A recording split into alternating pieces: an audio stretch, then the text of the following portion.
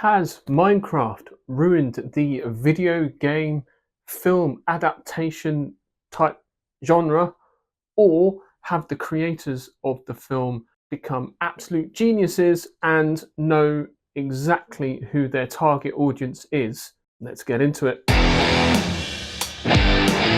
Okay, full disclosure, I'd never played the game Minecraft, never got into it. I have no idea what it's about. I have no idea about any of the main characters. I don't know any of the references. I don't know any of the lore that goes behind it. I went into this film completely cold and completely unaware about anything about this film. So bear with me a little, but we're going to get into it. The story is basically about these two kids, um, Henry and Natalie, who move to a new town after the death of their mother and start a new life in this new town. Here they meet real estate agent Dawn, who helps them out, helps them get settled in, and gets them their new apartment, and is one of the characters in the film. Also, here in this town is a character called Garrett the Garbage Man, who is an old 1980s video game champion who is basically stuck in the 80s and hasn't moved on from that time period. And so much so, he owns a retro video game type of shop in this small town. Also is a character called Steve, which is Jack Black's character, who is working a sort of mundane 9 to 5 office job and yearns for the mines. Yeah, that's a reference. I was taught that yesterday when I watched the film. He yearns for the mines, and so as a kid growing up, he was always wanting to go into the mines and explore and all that sort of stuff, but kept getting denied access to it until he became an adult and decided to quit his mundane job and go to the mines and barge through and make his way through no matter what. He enters the mines and discovers that there is an orb and a little thing that they put together with the orb, and this allows him to enter the world of Minecraft. Here he becomes a master builder and creates everything from theme park worlds to great structures and all sorts, and just limited by his imagination. Soon he gets captured by pig people. I don't fucking know. Pig people, commanded by Malgosha, who is in charge of all the pig people and the underworld called the Nether. Who is hellbent on taking over the Minecraft overworld. And Jack Black's character, Steve, who is also a character in the Minecraft games, he goes in and gets captured by Malgosha and basically is imprisoned and taken hostage.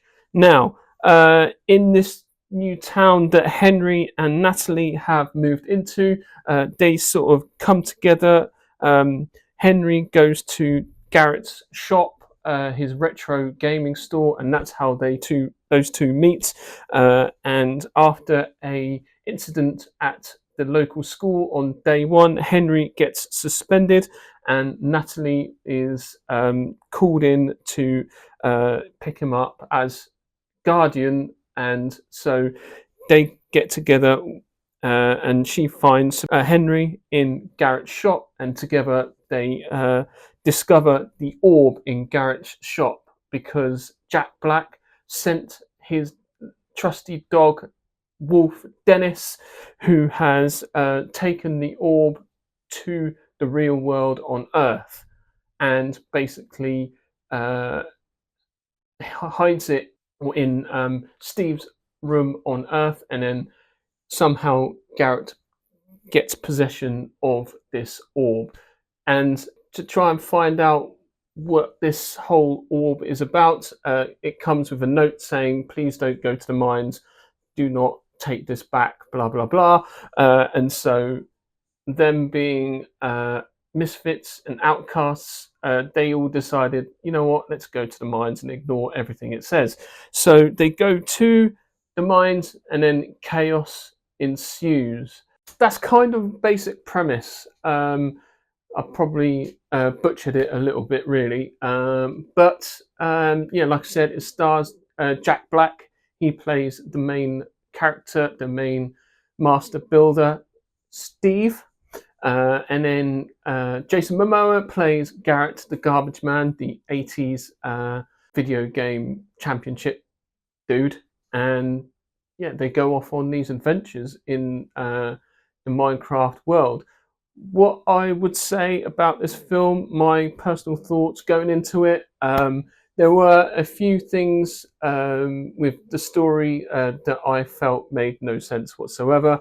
There were some characters that basically shouldn't have any purpose whatsoever at all, who didn't do anything, and it was really strange why they were even there in the first place. Then there's this random subplot that happens on in the real world and Earth that you're just like, what's going on there? Also, it didn't seem like they had a script at all.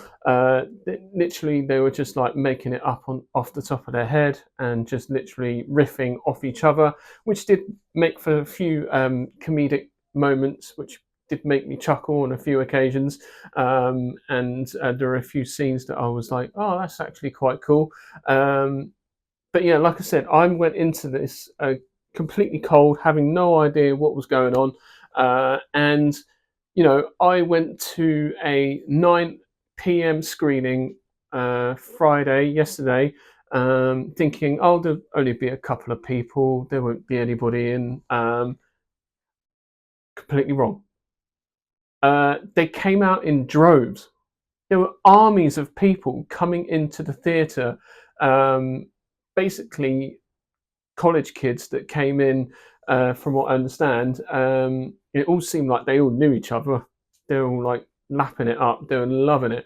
And it was literally a carnival festival football sporting event atmosphere that was going on throughout the whole thing.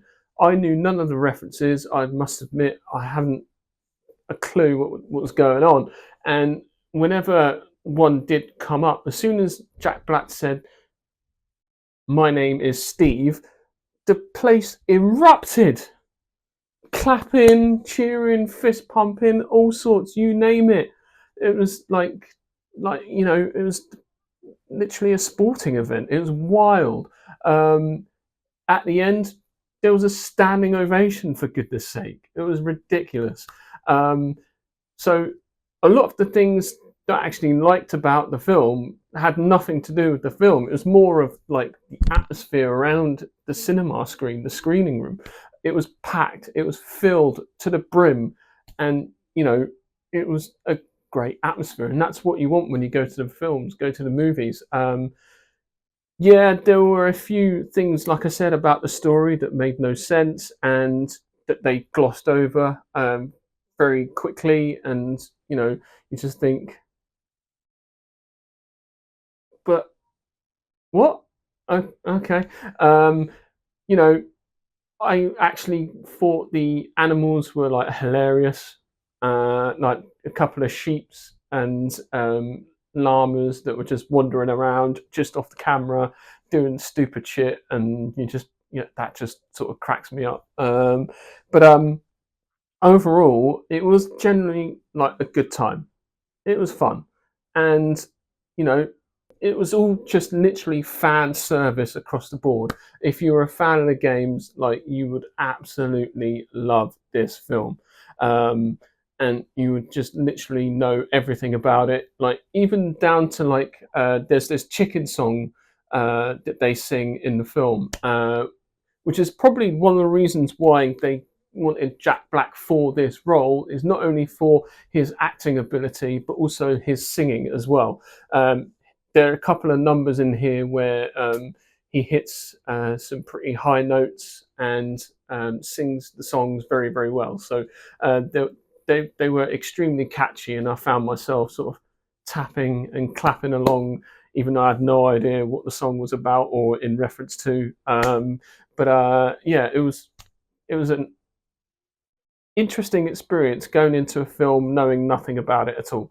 But yeah, let me know what you guys think about the film Minecraft, or if you've watched the films, or if you've ever played the games or anything like that. Let me know.